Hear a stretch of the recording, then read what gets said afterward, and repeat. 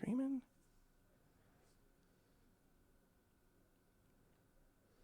Hello and welcome to the Squared Circle Psychobabble, the All Elite Wrestling Double or Nothing post-rally show where we'll give you the news, the updates, and our reactions. My name is Michael Valenti. This is Ralph Valenti, and it was a very eventful rally in Jacksonville, just down the street from where SmackDown Live is going to be tonight. Ralph, we got some big names here that are coming to All Elite Wrestling. Not only are we getting Neville, and we have his first match in All Elite Wrestling. We'll see Hangman Page versus Neville in the first All Elite Wrestling Championship match. We saw Britt Baker come out in the press conference. We saw SCU come out in the press conference.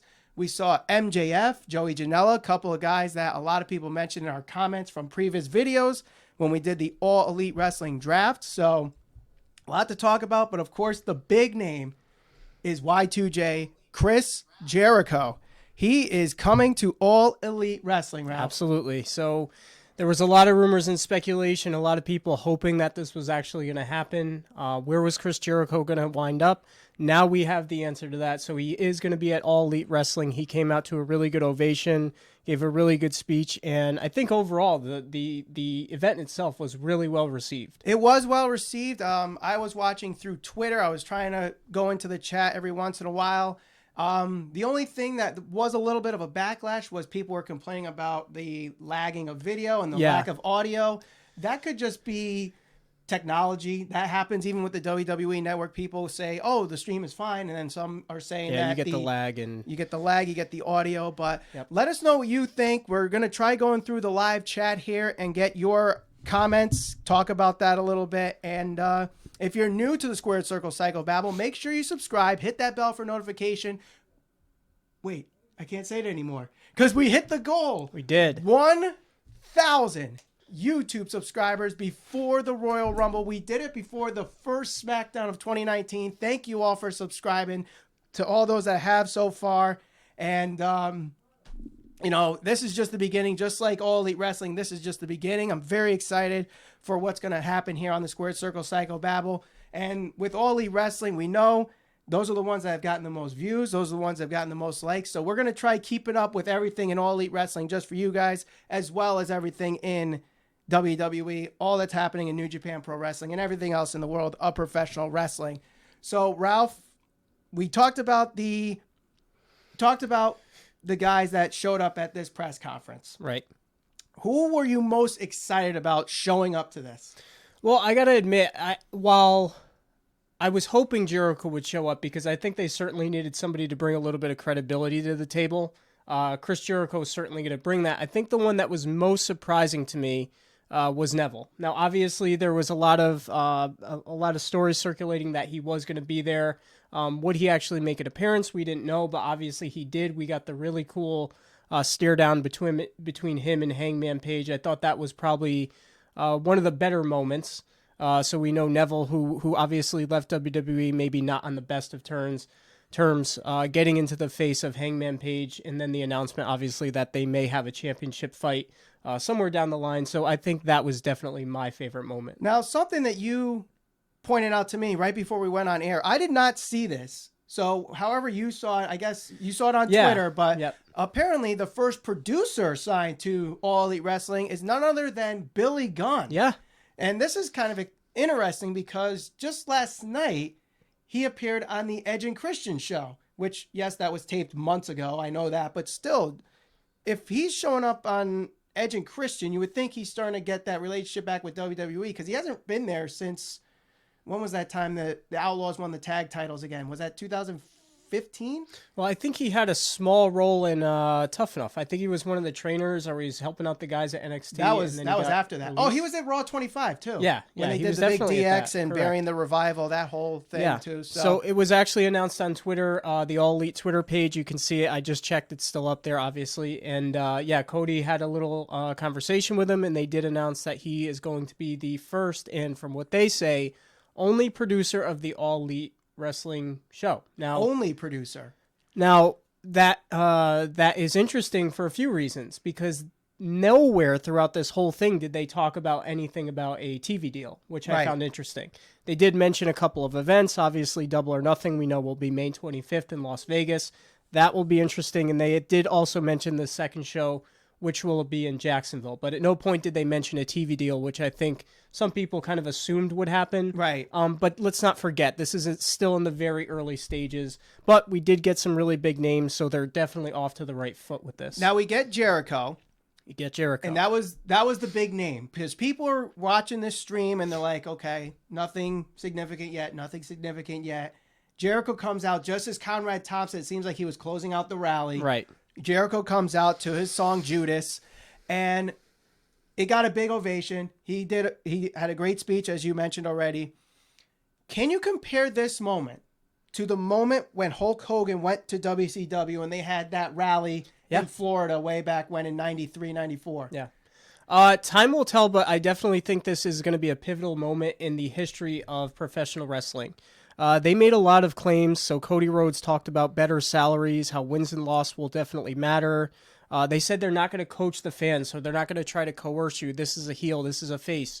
You cheer for who you want to cheer for. So I definitely get the sense that this is going to be big from a professional wrestling perspective. Right. You know, what this is all going to mean, I guess we're not really going to know that for years to come. But at the very least, we can confidently say there is definitely alternative outside of WWE.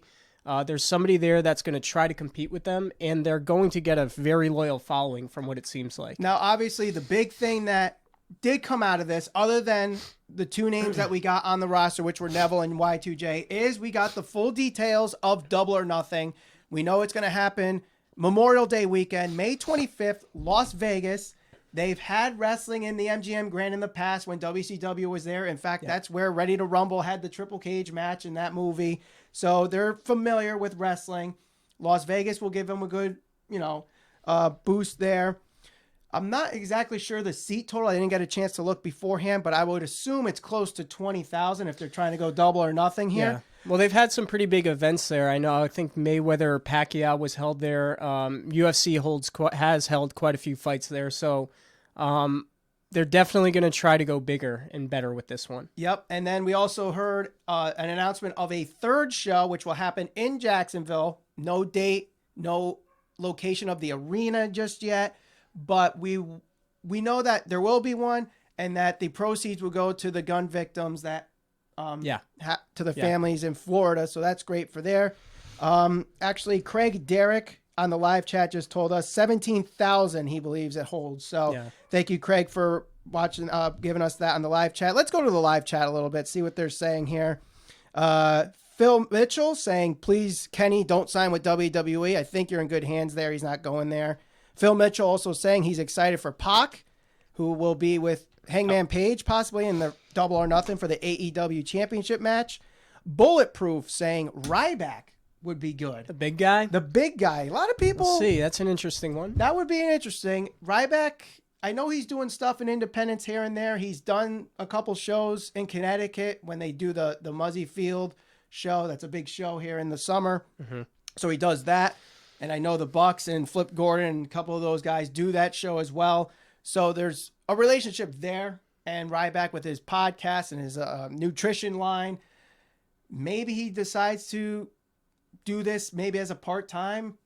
And knowing what happened in WWE, maybe he does jump to All Elite Wrestling. I'm not 100% sure yet on that.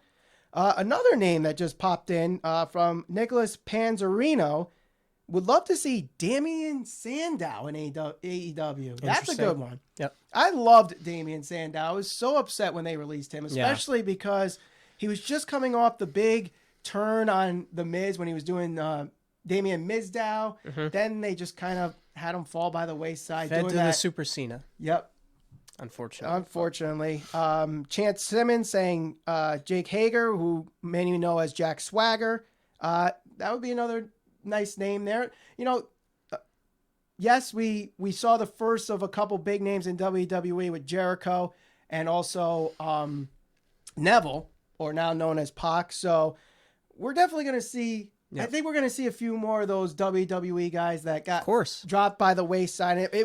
you might get this kind of WCW thing that happened where, WWE lets these guys go and WCW picks them up, and we might, I'm saying like maybe 3-5 years down the road, depending on where everything goes, but we could be seeing the wars all over again. Yeah, we certainly could be. I think that would certainly be best for the wrestling industry. There's definitely a buzz right now. I think WWE, the product itself has been stale for quite some time. I think we've seen over the past several weeks, even though they were pre-taped shows, Raw has gotten a little bit better. They're going to have to be competitive now because they're going to potentially have these guys breathing down their necks. We know that the Khan family is heavily invested in this. They are going to get some financial backing. So they're going to try to get some of those guys from WWE, some big name guys, from what we understand. Where Kenny Omega winds up, obviously we didn't get that announcement today.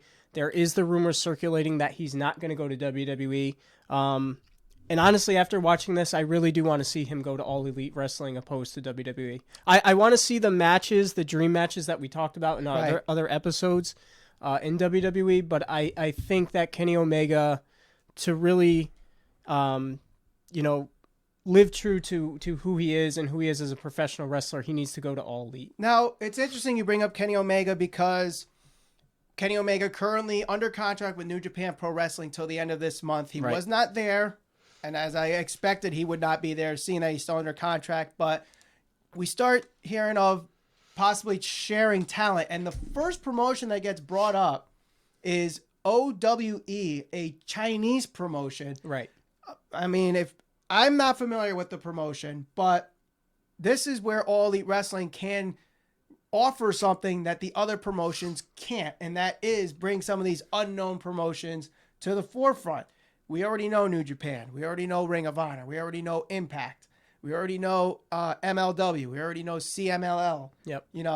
This OWE, the way Matt Jackson was talking about it, these guys are going to be good. Yep. So we'll see how that turns out.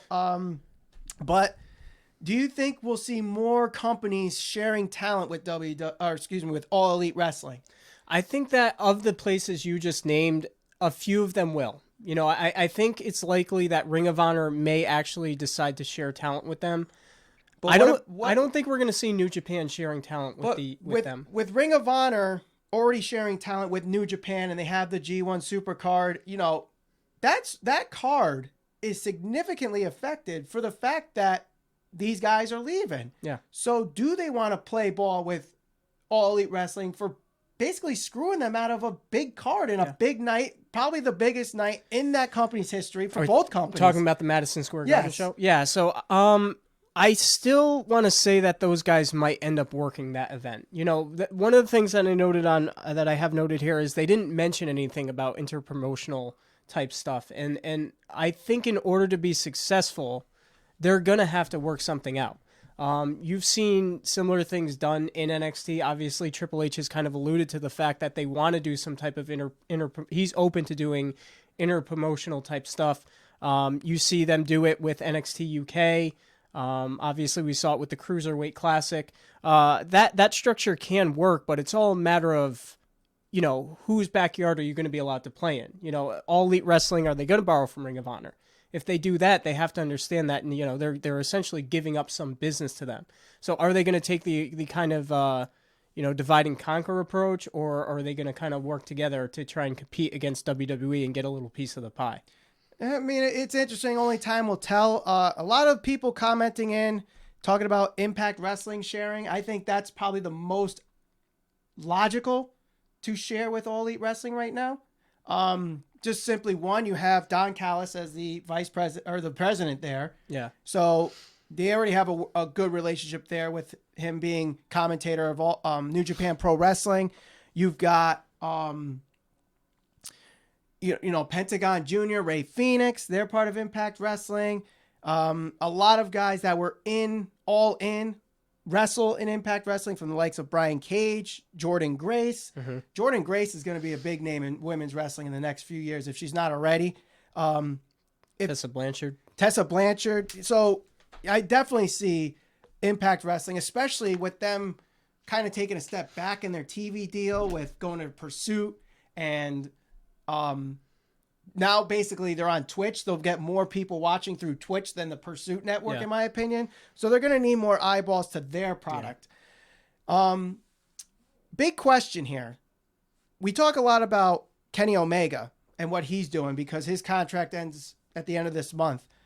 But there's a certain someone that was left alone at his New Year's Day party this week, and that's Marty Scurll. Right, I did see that. If Ring of Honor is not sharing talent with All Elite Wrestling, what happens to Marty Scurll? Well, his contract runs until April. I believe the G1 Supercard would be his last show and his contract. I'm not 100% on that, but we'll see. Yeah. I think it's only a matter of time. I mean, you saw these group of guys kind of always talk about creating this type of promotion. They've always alluded to it.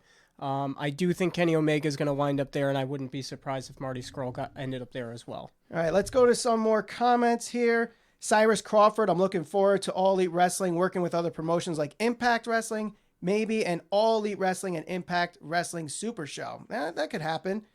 Maybe in like October when Bound for Glory happens. Phil Mitchell again, would love to see Will Ospreay or Zack Sabre Jr. Yep.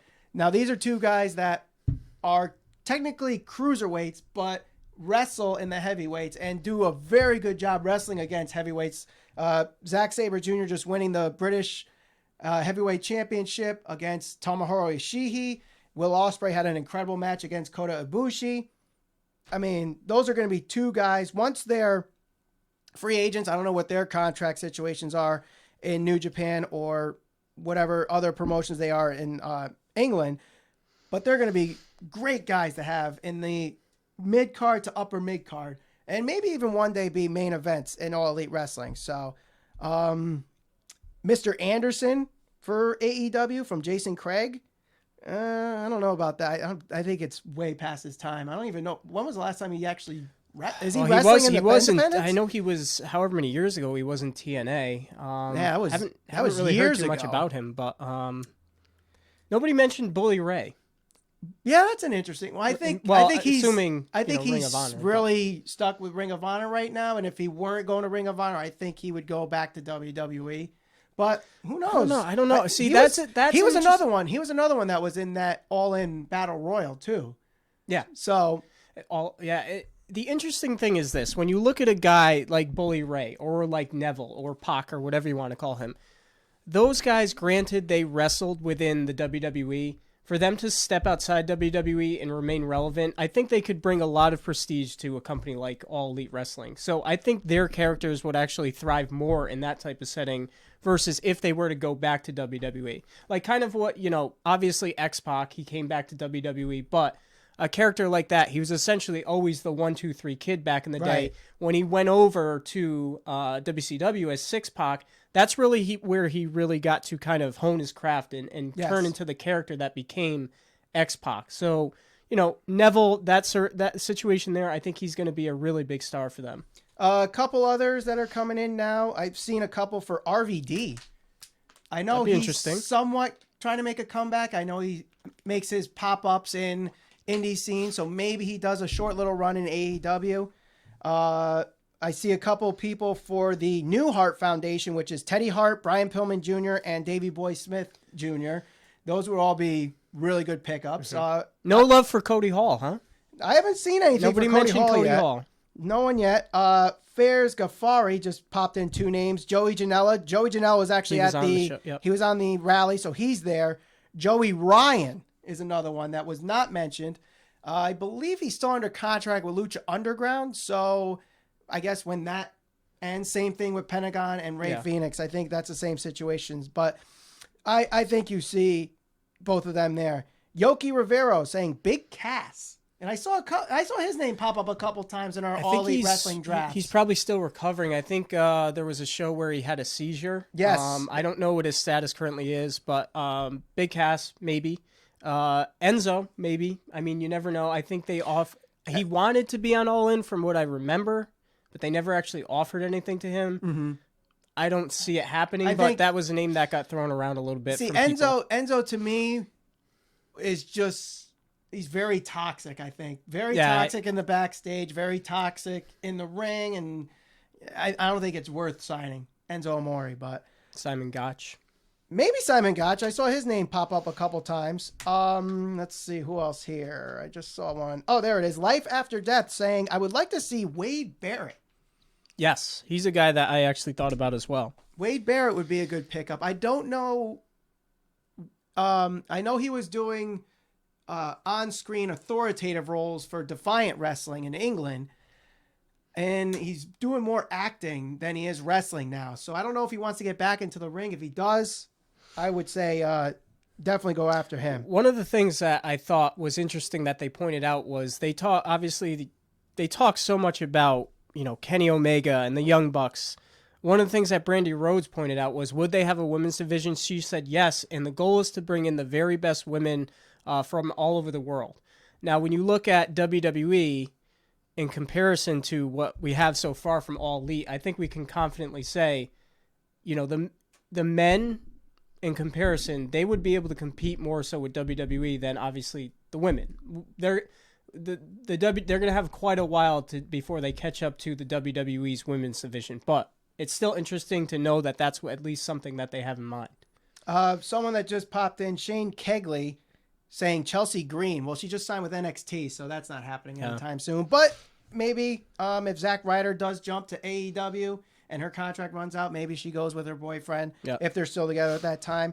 Who really cares? AJ Lee and Gail Kim. AJ Lee, I think, is in the same boat as CM Punk right now, seeing that she's married to him. I think wrestling is behind her. I would love to see it. If CM Punk comes back, then maybe AJ Lee comes back. But Gail Kim, we know she's doing a thing with Tessa Blanchard right now at Impact Wrestling. And I think that's just a short-term thing. I don't think that's full-time. So, anybody else here? Jason Craig, MVP. I say no to that, MVP. I don't see it happening. No, don't see that happening. Fars Ghaffari again. Joey Styles for commentary. Somebody else commented on that, I think, yesterday. I think so. In our second round of the All Elite Wrestling Draft, someone put in Joey Styles for commentary. It would be interesting. They're going to need someone to do commentary, and Jim Ross's contract expires with New Japan and Access TV this month, and I think with WWE in March, or the other way around. I'm not exactly sure. But you would think Jim Ross, he's been, people are saying Jim Ross would be part of All Elite Wrestling, and if he is, I would think commentary. Well, let's look at what the rumors have been all along. They've been saying for quite some time that this was going to happen. We know it's happening. Mm-hmm. They've been saying the names that were going to be involved, and aside from Kenny Omega and Marty Scurll, everything has held true to this point from, credible sources. So is Jim Ross actually involved in this? I don't know, but his name was also mentioned right alongside Jericho's when this news first broke. So everything would kind of lead you to believe that this might actually happen. There's only maybe a backstage role, maybe not commentary, but there's only one way we can know for sure if Jim Ross is going to be part of this. And that is if he shows up on an episode of Being the Elite and his cell phone starts ticking. We know the Young Bucks, it happened to them. We know Cody, it happened to them. Hangman happened to him. And then we get this last episode with Kenny Omega losing his phone. It's near the Tokyo Dome. You don't see the front of the phone. You just see the back of the phone and you hear the ticking. Mm-hmm. It makes you believe that it's Kenny's phone. But maybe it's Marty's phone. But still, do you think this is their way of saying that Kenny's next in All Elite Wrestling? I do. I really do think that's where he's going to go. From everything that I think even Dave Meltzer was reporting that he did turn down quite a big offer, which, mind you, I said it was going to be for $3.5 million, and I think that's reported what actually was. So, yeah. Very big contract they did offer him, but I apparently from everything that everybody says, he's not going there. Yep. Definitely not WWE. Like I said, I thought he was going to stay with New Japan, at least short term, but who knows? Yeah. Bo Edmonds, Tessa Blanchard, one of the best women wrestlers outside of WWE. Definitely agree with that. They need to sign her. I think we mentioned that in the second round of our All Elite Wrestling Draft, which if you guys haven't seen those yet, they're on our channel, so make sure you watch those. Finn Balor's name just came up again. I say no. We both said no to Finn Balor. Ted Keys saying, bring back The Rock. Really? Come on, Ted.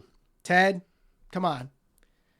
This isn't the Attitude Era. The Rock's not coming back unless it's WWE giving him a buttload of money. This is a new age. Life After Death, The Boogeyman. I hope not. God, no. Shane Kegley again. Tamatonga? Maybe. I'm not sure what the Gorillas of Destiny's contract situation is, but if they would be another one to help with the tag team division. Here's one. Ken Shamrock. I know he's trying to make a comeback in wrestling right now. I don't know. I don't see it happening. I think this promotion is going to primarily revolve around the young talent that's really big on the independent scene and give them a chance to shine. Ken Shamrock, while he was really good during the Attitude Era, he really fell off the face of the earth. So how much can he really bring to the table at this point? I'm not so sure that will actually happen. Bobby Roode is another name we just popped up. Sure. I mean, but when you get into this territory, it's kind of like you could say, all right, well, almost anybody could go there. If the money's right and they get big and they get a TV deal, yeah, of course. But one of the things we've been talking about is, Cody touched on this, better salaries. Brandy Rhodes said equal pay doesn't depend on, whether you're a man or woman. That's all good and fun, but here's, the money's got to be coming in before it goes out. Right. And here's the biggest thing that I think All Elite Wrestling needs to offer wrestlers, especially ones that they're trying to get from WWE if they try to do the sign and poach. They need to offer medical benefits. And that's going to be hard. Yeah. I think once they could say, hey, we're going to give you health care included, maybe they take a pay cut just knowing that they're going to get health care. Right. I mean, yes, I understand WWE does take care of their wrestlers maybe a little too carefully in the medical field, because we saw Daniel Bryan be out of action for God knows how long, even though every doctor in the country cleared him. Mm-hmm. So we'll see. Let's see. Anybody else? Justin Gabriel's name just came up. I know he's been doing stuff all over the independent scene, maybe. Just for a celebrity appearance, David Arquette. No, God, no. Jeez, haven't we been down that road enough? I mean, they're going to be at the MGM. No, hell no. Keep him away from the product. That was one of the big reasons WCW went in the can. Well, you don't need to give him the World Heavyweight Championship like they did. But no. maybe like a Stephen Amell versus David Arquette match. Stephen Amell could wrestle. Did you watch David Arquette's last match? Which one? He had a match. The hair versus hair match? He had one. I want to say it was. I don't know. I watched it on YouTube. It was maybe a month ago. Are you talking about the death terrible match? Where like he got all cut up from all the glass he got shot. You can call it whatever the hell you want. I know it wasn't good. All right. So no on David Arquette? A hard no. All right. So what about if they bring in NWA and we see Nick Aldis? Nick Aldis? That would be interesting. I guess we'll see. Yep. Only time will tell. But that's going to do it here for the Squared Circle Psychobabble. Thank you all for putting in your comments in the chats. If we miss anybody, or, let us know your comments down below here as we're trying to, what's the new goal? World domination. World domination. So to put a number on it, we'll say 5,000 subscribers before Double or Nothing. So until May 25th, 5,000 YouTube subscribers. So make sure if you haven't subscribed yet, subscribe, hit that bell as we're trying to get to 5,000 YouTube subscribers before Double or Nothing. For Ralph Valenti, my name is Michael Valenti. Thank you for watching and listening to the Squared Circle Psychobabble.